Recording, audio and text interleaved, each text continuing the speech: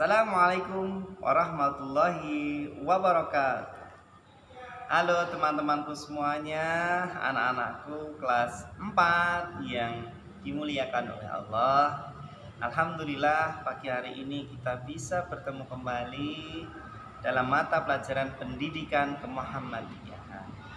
Anak-anakku yang Pak Guru sayangi, yuk sebelum kita mulai belajar, mari kita awali terlebih dahulu dengan membaca tasmiyah bersama-sama.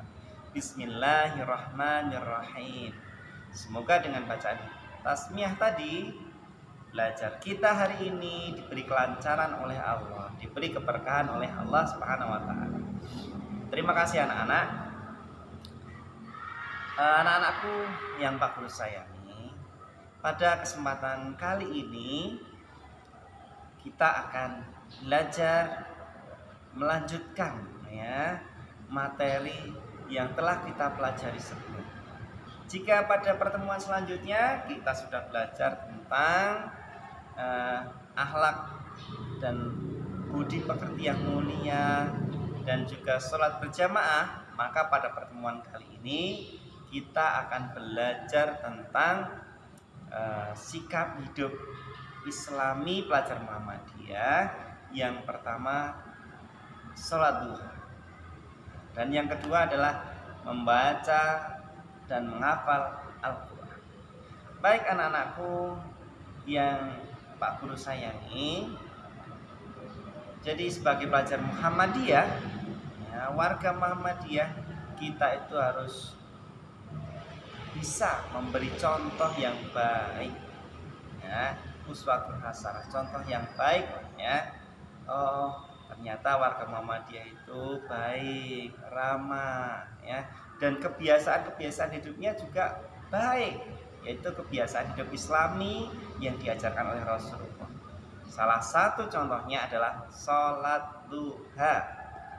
Anak-anak tentu sudah tidak asing dengan tempat Pak Guru saat ini berada ya. Dan kalian yang sudah lama tidak pernah ke sini, saya yakin kalian pasti merindukan untuk berada di tengah-tengah masjid ini. Ya, Masjid Nikmah Darul Qoror, masjid kita yang tercinta.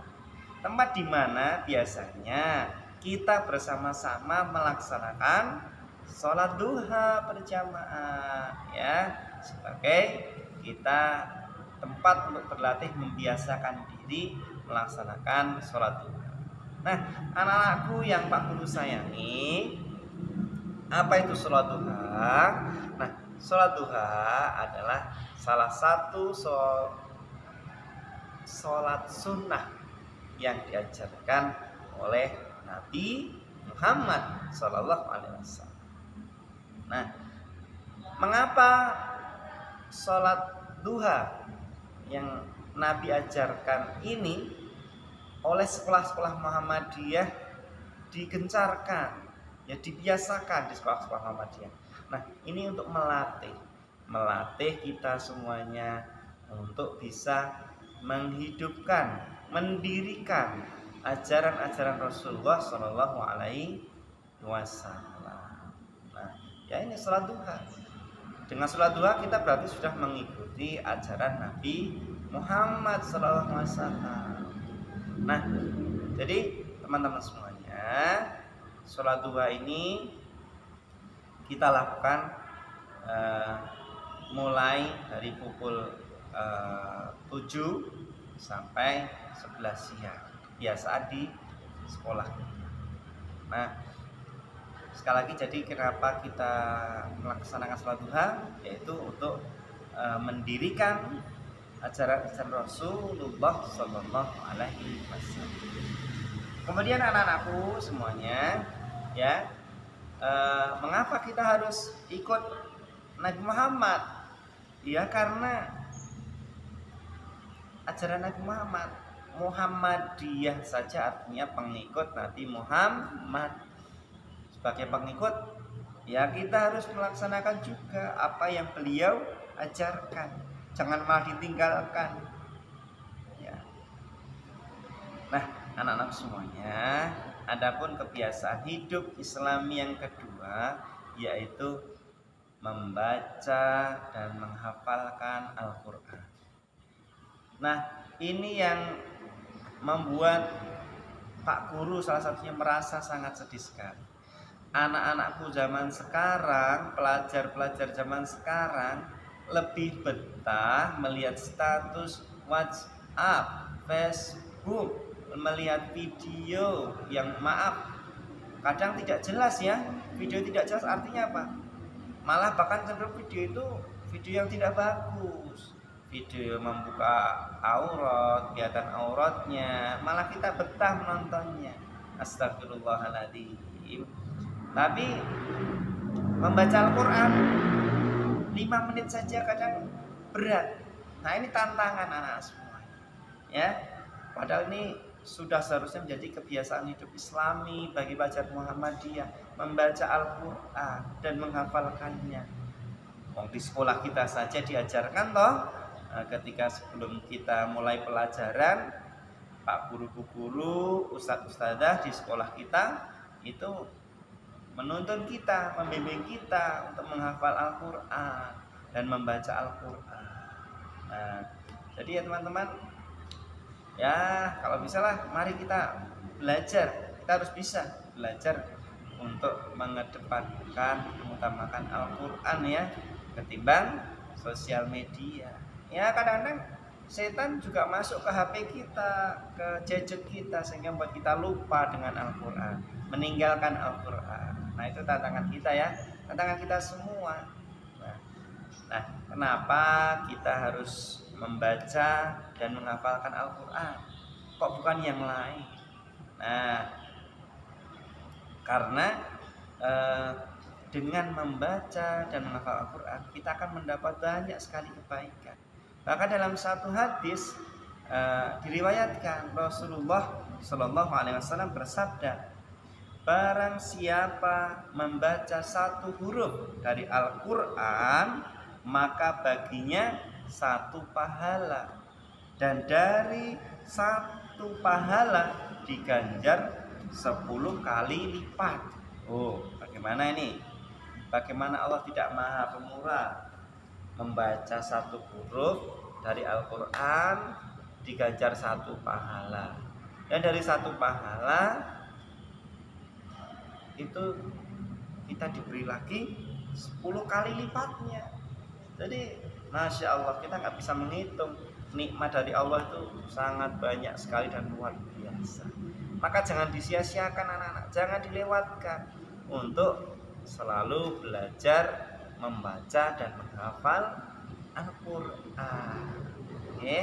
Nah, anak-anakku yang Pak Guru sayangi, jadi dengan menghafal Al-Quran ini adalah salah satu cara dari Allah untuk merawat, menjaga kemurnian dan keaslian Al-Quran lewat hafiz. Tahu kan hafiz? Nah, hafiz itu menghafal Al-Quran laki-laki, dan hafizah itu penghafal Al-Quran dari kalangan anak perempuan. Nah, dari hafiz dan hafizah ini Allah merawat Al-Quran, menjaga kemurnian Al-Quran.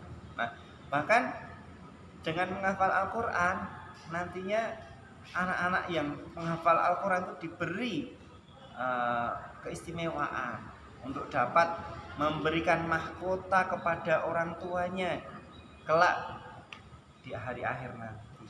Luar biasa kan balik menghafal Al-Quran. Jadi luar biasa lah pokoknya, tidak bisa kita ungkapkan dengan kata-kata. Ini adalah satu kebaikan dari Allah Subhanahu wa taala untuk kita, umat Nabi Muhammad sallallahu alaihi wasallam. Siapa yang tidak mau membawa orang tuanya ke surga? Ayo, jangan hafalkan Al-Quran kalau tidak mau membawa orang tuanya ke surga. Sekolah di sini, belajar membaca Al-Quran, menghafal Al-Quran, ikuti petunjuk dari para guru, dari ustadz-ustadzah, ikuti petunjuknya dengan baik. Insya Allah itu akan jadi amal jariahnya kedua orang tua kita. Ya, kelak ketika orang tua kita sudah meninggal, anak-anak tetap membaca Al-Quran, insya Allah itu jadi pahala yang mengalir untuk kedua orang tua kita. Nah, kalau sosial media, hati-hati ya, kadang-kadang malah menjerumuskan kita. Niatnya baik, sampai temannya kadang-kadang ada godaan, kita malah terbawa godaan. Jadi mari anak-anak semuanya, mari kita sebagai pelajar Muhammadiyah, mari kita hidupkan kembali sunnah-sunnah Nabi Muhammad, ajaran Nabi Muhammad. Di antaranya adalah sholat duha dan membaca serta menghafal Al-Quran. Nah, demikian anak-anakku materi yang bisa Pak Fuad sampaikan. Jika ada kurang dan lebihnya, Pak Fuad mohon maaf sebesar-besarnya. Nah, jika ada kekurangan, ada kesalahan, itu datangnya murni dari Pak Guru sendiri ya. Nah, jika ada benarnya, itu datangnya dari Allah Subhanahu wa taala. Semoga anak-anak dimudahkan dalam belajar, diberikan kesehatan selalu, semangat selalu ya untuk belajar, mengikuti sunnah-sunnah Nabi, membaca dan menghafalkan Al-Quran di rumah. Baik anak-anak semuanya, terima kasih atas perhatiannya. Jangan lupa ya, like dan subscribe-nya supaya Pak Guru lebih semangat lagi ya untuk membuat video pembelajaran. Terima kasih. Billahi taufiq wal hidayah. Assalamualaikum warahmatullahi wabarakatuh.